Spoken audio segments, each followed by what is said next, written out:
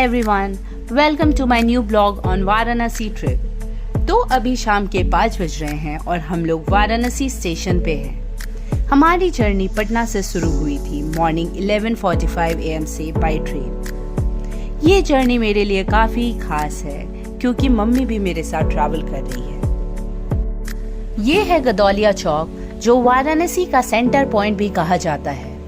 यहीं पे हमारी होटल की बुकिंग भी थी, जो वाराणसी स्टेशन से बाय ऑटो 10 to 12 मिनट्स के डिस्टेंस पे है। होटल में चेक इन करके फ्रेश होने के बाद हम लोग दक्षवमेध घाट शाम की गंगा आरती के लिए निकल गए। दक्षवमेध घाट पे गंगा आरती रोज शाम को सनसेट के बाद होती है।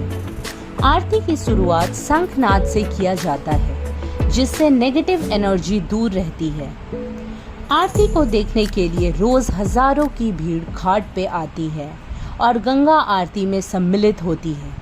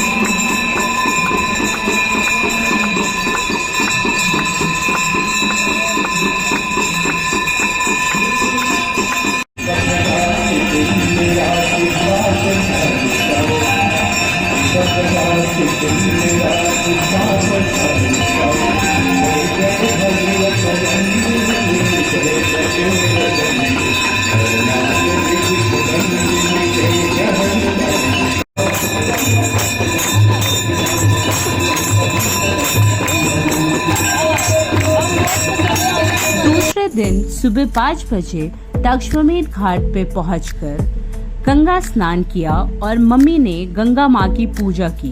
उसके बाद कॉरिडोर होते हुए विश्वनाथ टेम्पल गए। मंदिर के अंदर मोबाइल्स कैमरास अलाउड नहीं था, तो हम लोगों ने अपना मोबाइल फोन्स लॉकर में रखा। वहाँ पे जगह जगह पे लॉकर की फैसिलिटीज अवेलेबल है, जहाँ पे आप अपने मोबाइल फोन्स पर्सनल बिलोंगिंग रख सकते हैं। भोलेनाथ के दर्शन के बाद हम लोग बाहर निकलकर एक ऑटो हायर किए, जो हमें बनारस की सारी फेमस टेम्पल ले गया। सबसे पहले हम लोग BHU कैंपस विश्वनाथ टेम्पल गए।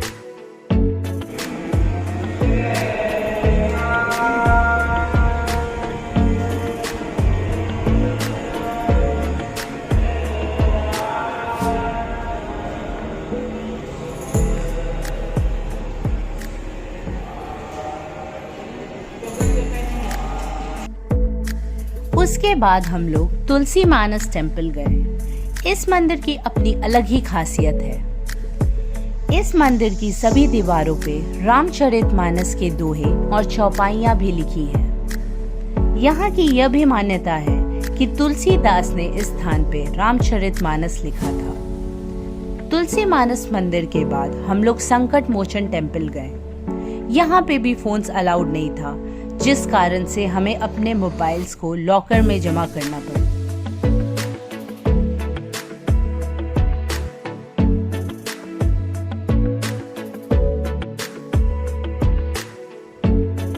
यहाँ पे हनुमान जी के दर्शन के बाद हम लोग दुर्गा कुंड गए। दुर्गा कुंड से रिलेटेड अनेक कथाएं हैं। जिसमें से एक यह भी है कि माँ दुर्गा ने शुम्भ निशुम्भ राक्षसों का वध करके यहाँ विश्राम की थी।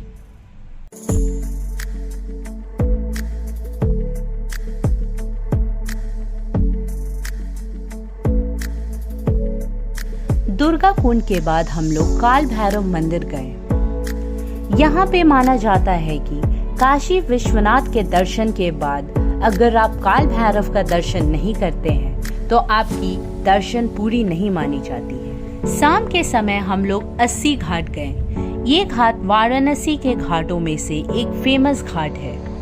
जिस समय हम लोग 80 घाट पे गए उस टाइम वहाँ पे डिबेट चल रहा था। यहाँ सुबह शाम हमेशा कुछ न कुछ प्रोग्राम्स होते रहते हैं। इस घाट पे रोज मॉर्निंग में सुबह बनारस करके एक प्रोग्राम होता है जिसमें बहुत सारी एक्टिविटीज करवाई जाती है, जिसको आप भी ज्वाइन कर सकते हैं।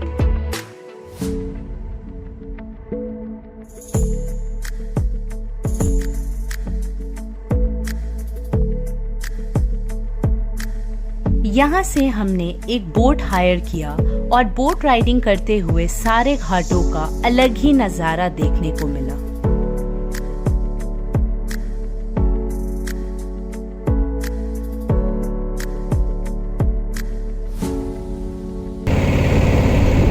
सो हाय, गुड इवनिंग गाइस। तो अभी हम लोग बनारस शहर में है, जो कि भोलेनाथ का शहर बोला जाता है। और अभी हम लोग बोट राइडिंग कर रहे हैं, जैसा कि आप देख सकते हैं। कितना अनोखा नज़ारा है। शाम का वक्त है, सूरज ढल रहा है और अद्भुत नज़ारा है।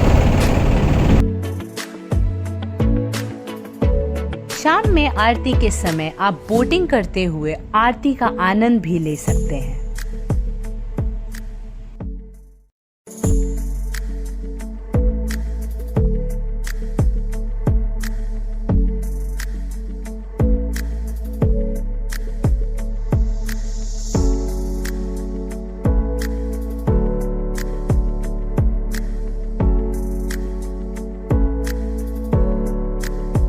बनारस की गलियों में घूमते हुए हमने कुल्हड़ वाली चाय, रबड़ी, फालूदा और कुल्हड़ चाट और इनके अलावा बहुत सारी स्ट्रीट फूड को भी एंजॉय किया। अगर आपको मेरी वीडियो पसंद आई हो तो लाइक, कमेंट एंड सब्सक्राइब जरूर करें।